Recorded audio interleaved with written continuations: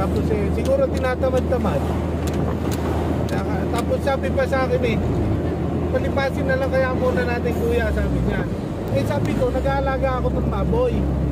Pinalipas ko na yung unang landi, kaya ako talaga ngayon, hit na yun. Dati naglandi yun Kaya nga, kaya ako hindi na po pwede palipasin at sayang yung paghihintay ng panahon. Sige po tatawag ako kung may matitira. Sinabi ko ako dun sa kwan hindi na ako pinapunta. Sabi may dala ka. May mga dala-dala siyang cooler Oo, kailangan kasi nasa storage. Kaya siguro tinatamad-tamad at saka hindi niya alam. Akala niya yata dun sa looban. Sabi ko highway lang yun. Tapos nung ka nasa, ang bilis nga 5 minutes pa lang tumawag ako, nasa Phoenix na. Sabi niya, nandun pa lang siya sa may yung Blanco.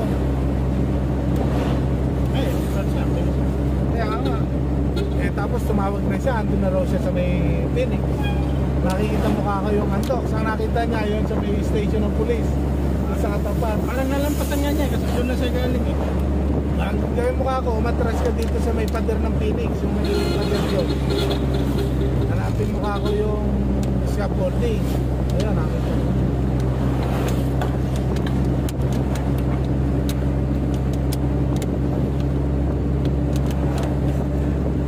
Mali pa nga ako, nagpunta ka sa Angeles, di ba? Sa Angeles, sa malapit.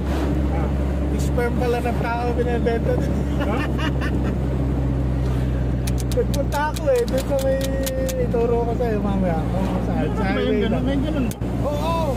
Kaya nga sabi ko, magbebenta na lang kaya ako nito. Magandang lahi ito, kakasaan meron pala doon. Di ba, hindi nagpupintes.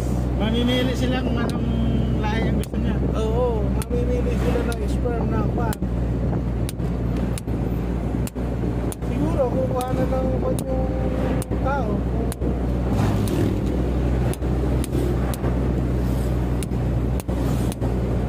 Yan na, yun pala yun. Dito kami lumigo ni Miko papunta doon. Pagkataas doon sa grotto. Siyak namin hihingal ko dyan.